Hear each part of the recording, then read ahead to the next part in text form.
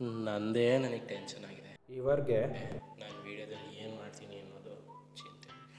Tension tension tension. ನಮಸ್ಕಾರ ಸ್ನೇಹಿತರೆ, ಇವತ್ತು ನಾನು ಮಾತಾಡ್ತಿರೋ ಟಾಪಿಕ್ಕು ಟೆನ್ಷನ್ನು. ಎಮೋಷ್ನಲಾಗಿ ಸ್ಟ್ರೈನ್ ಆದರೆ, ಮಾನಸಿಕವಾಗಿ ಸ್ಟ್ರೈನ್ ಆದರೆ ಬರುತ್ತೆ. ಇದಕ್ಕೆ ರೀಸನ್ಸ್ ಏನಪ್ಪ ಅಂತ ಅಂದರೆ, ಒಂದು ಆತಂಕ, ಇನ್ನೊಂದು ಸ್ಟ್ರೆಸ್ಸು ಅಥವಾ ಕಾನ್ಫ್ಲಿಕ್ಟ್.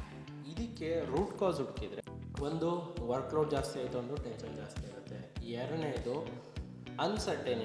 ಅನ್ಸರ್ಟೆನಿಟಿಗೂ ಕೆಲವೊಮ್ಮೆ ಟೆನ್ಷನ್ ಜಾಸ್ತಿ ಆಗುತ್ತೆ. ಮೂರನೇದು ಲಾಸ್ ಆಫ್ ಕಂಟ್ರೋಲ್. ಸೊ ನಾವು ಅಂದ್ಕೊಂಡಿರೋ ಥರ ಔಟ್ಪುಟ್ಟನ್ನು ಬರ್ತಾ ಇಲ್ಲ, ನಾವು ಅಂದ್ಕೊಂಡಿರೋ ಥರ ಔಟ್ಪುಟ್ಟನ್ನು ನಾವು ಕಂಟ್ರೋಲ್ ಮಾಡೋಕ್ಕೆ ಆಗ್ತಿಲ್ಲ ಅಂತ ಅಂದರೆ ಆವಾಗ ಟೆನ್ಷನ್ ಜಾಸ್ತಿ ಆಗುತ್ತೆ.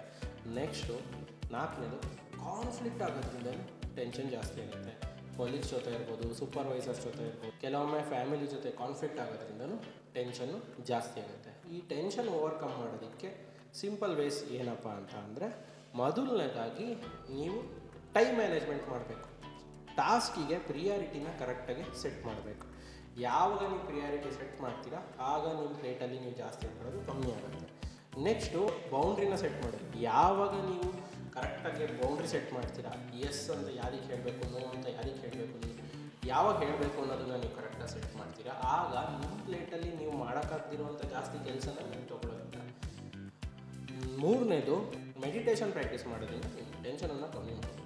ನಾಲ್ಕನೇದು ಕಾನ್ಫ್ಲಿಕ್ಟ್ ಆದಾಗ ನೀವು ಕ್ಲಿಯರ್ ಕಟ್ಟಾಗಿ ಕಮ್ಯುನಿಕೇಟ್ ಮಾಡೋದ್ರಿಂದ ನಿಮ್ಮ ಟೆನ್ಷನನ್ನು ನೀವು ಕಮ್ಮಿ ಮಾಡ್ಬೋದು. ಯಾಕೆ ಅಂದರೆ ಮೋಸ್ಟ್ ಆಫ್ ದ ಟೈಮು ಜನ ಮಾತಾಡೋದಿಲ್ಲ. ಯಾವಾಗ ಮಾತಾಡ್ತೀವಿ ಆವಾಗ ಸಮಸ್ಯೆಯನ್ನು ಬಗೆಹರಿಸ್ಬೋದು. ಇದಿಷ್ಟು ಟೆನ್ಷನ್ ಬಗ್ಗೆ. ಈ ವಿಡಿಯೋ ಏನಿಸ್ತು ಅನ್ನೋದನ್ನು ಕಮೆಂಟ್ ಬಾಕ್ಸಲ್ಲಿ ತಿಳಿಸಿ.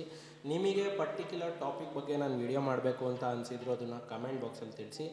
ನಾಳೆ ಮತ್ತೆ ಹೊಸ ಟಾಪಿಕ್ ಒಂದಿಗೆ ಬರ್ತೀನಿ. ನಿಮ್ಮನ್ನು ನೀವು ಡೆವಲಪ್ ಮಾಡ್ಕೊಬೇಕು ಅಂತ ಅನಿಸಿದರೆ, ನಿಮ್ಮ ಸೆಲ್ಫ್ ಡೆವಲಪ್ಮೆಂಟ್ ನೀವು ಮಾಡ್ಕೊಬೇಕು ಅಂತ ಅನಿಸಿದರೆ ಮೈಂಡ್ಸೆಟ್ ಅಂತ DM ಮಾಡಿ, ನಾನು ನಿಮಗೆ ಸಹಾಯ ಮಾಡ್ತೀನಿ. ಚಾನಲ್ಗೆ ಸಬ್ಸ್ಕ್ರೈಬ್ ಮಾಡಿಲ್ಲ ಅಂದರೆ ಸಬ್ಸ್ಕ್ರೈಬ್ ಮಾಡಿ. ಧನ್ಯವಾದ.